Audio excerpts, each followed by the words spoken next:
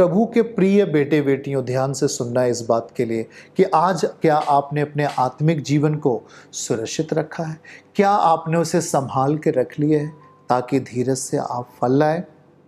आपको धीरज धरना ही होगा। आपको परमेश्वर के वचन को अपनी जिंदगी में संभाल कर रखना ही पड़ेगा, क्योंकि यह एक परीक्षा का समय है, यह एक इम्तहान का समय है, एक परीक्षा की घड़ी है, ऐसा समझ सकते हैं। इसलिए हमें अब सब जन को, पूरी कलीसिया को, जहाँ से भी आप हैं, हमें वचन को संभालना होगा अपने भीतर, क्योंकि यह रहेगा तो हमारे लिए सही चीज़ें खुल जाएंगे। अगर वचन का सही प्रयोग हमारे जीवन में है तो हमारे लिए सही परिस्थिति खुलना तय है। अगर वचन के आधार पर अगर हमारा जीवन है तो सही परिस्थितियाँ, आनंद और हर्ष की परिस्थितियाँ हमारे लिए आना तय हैं। इसीलिए यशायाह लिखता है 26 अध्याय वचन 3 में कि जो तुझ में धीरज धरे हुए है उसकी तू पूर्ण शांति के साथ रक्षा करेगा। हमें व्याकुल नहीं होना है, हमें व्याकुलता नहीं आने देना है।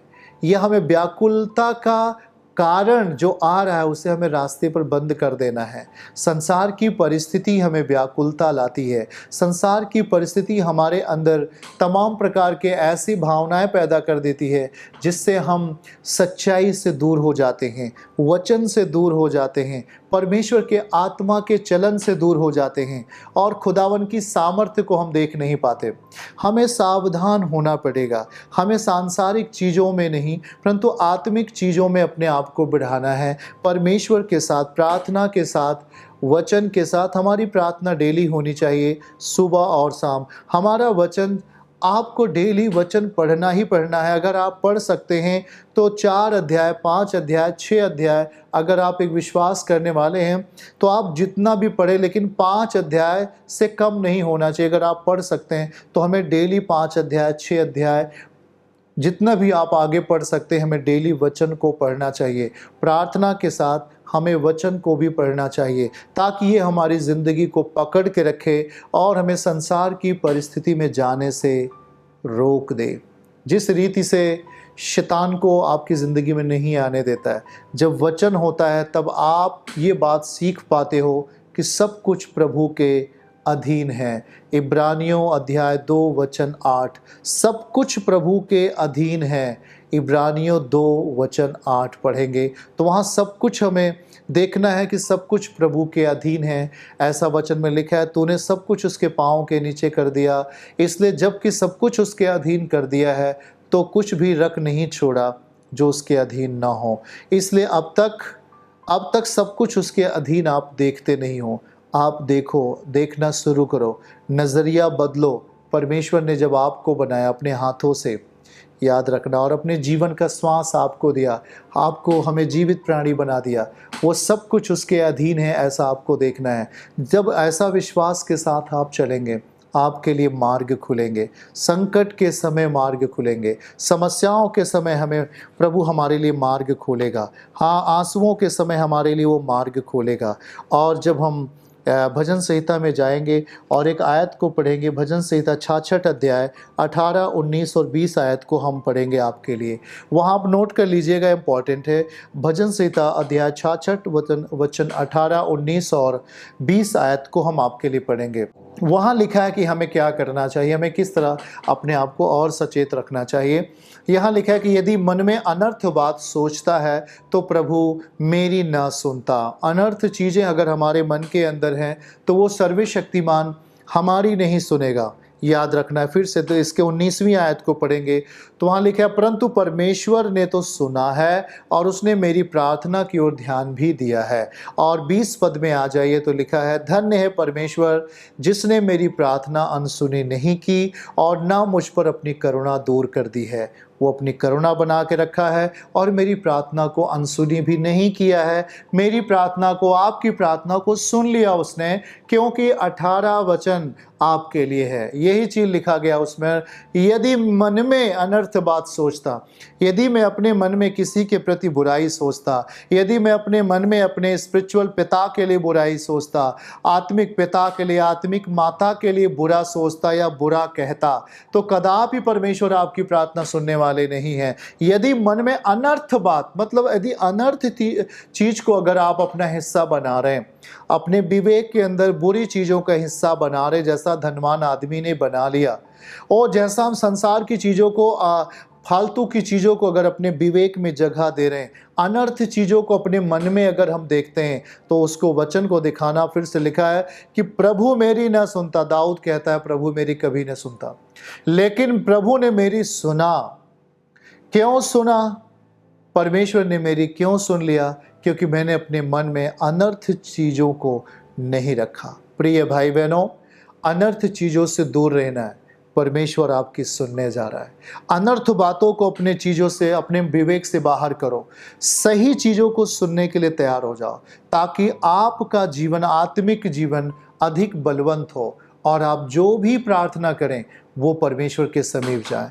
अगर आपने अनर्थ बातों को, पाप की बातों को, गुनाह की बातों को अपने विवेक में जगह दे दिया है, वो फैलेगा, आपके आत्मिक कंडीशन को समाप्त करेगा, आपको आत्मिकता में जाने के लिए वो रोक देगा। आप आगे बढ़ नहीं सकेंगे, क्योंकि आपकी आत्मिकता में अनर्थ चीजें पैदा हो गई हैं।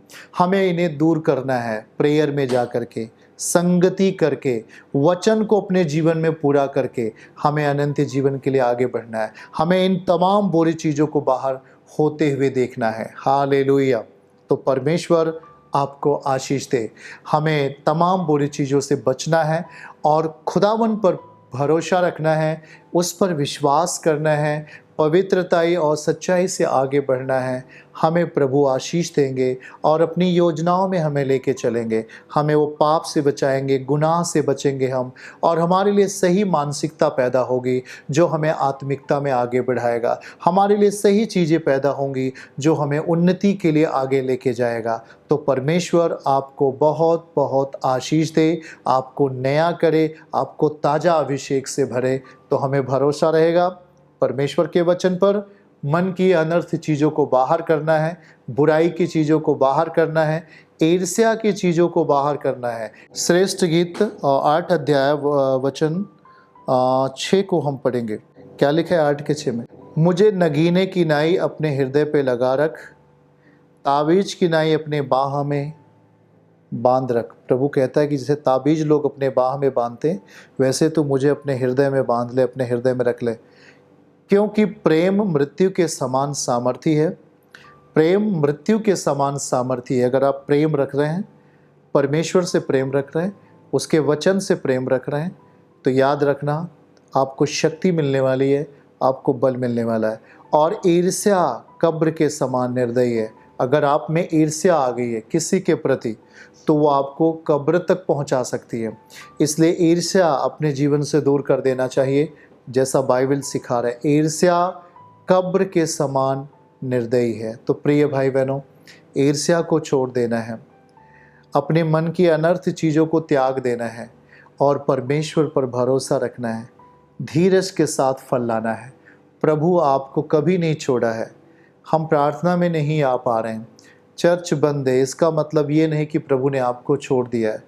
प्रभु आपको उसी रीत से प्रेम कर रहा है और आपको जो चीज़ आपको चाहिए आपके जीवन में जा रहा है। तो इसलिए विश्वास योग्यता में बने रहिए, प्रेम करते रहिए, वचन से प्रेम करते रहिए और अपने आत्मिक घरों में, अपने घरों में आत्मिकता का माहौल बलवंत करिए। सुबह की प्रार्थना एकांत में कर सकते हैं, शाम की प्रार्थना आप एक साथ करें, परमेश्वर को महिमा दें। डेली हमारी ये नियमित एक नियम होना चाहिए, ताकि परमेश्वर का आत्मा आपके बेटे की अगुवाई करे, ताकि परमेश्वर का आत्मा आपकी बेटी की अगुवाई करे, ताकि परमेश्वर का आत्मा आपके माता पिता की अगुवाई करे सही कामों को करने के लिए। ऐसा ना हो कि आप ईर्ष्या के शिकार हो जाएं, ऐसा ना हो कि आप पाप के शिकार हो जाएं, ऐसा ना हो कि आप संसार की तमाम झूठी बातों के शिकार हो जाएं और फिर आप पीड़ित होने लगें, तो परमेश्वर आपको बचाना चाहते, छुड़ाना चाहते। वचन के अनुसार आपको पवित्रता के अनुसार रहना है, सच्चाई के अनुसार जीना है, ताकि वो सर्वशक्तिमान का आत्मा आपकी मदद करे और आपको आशीष दे।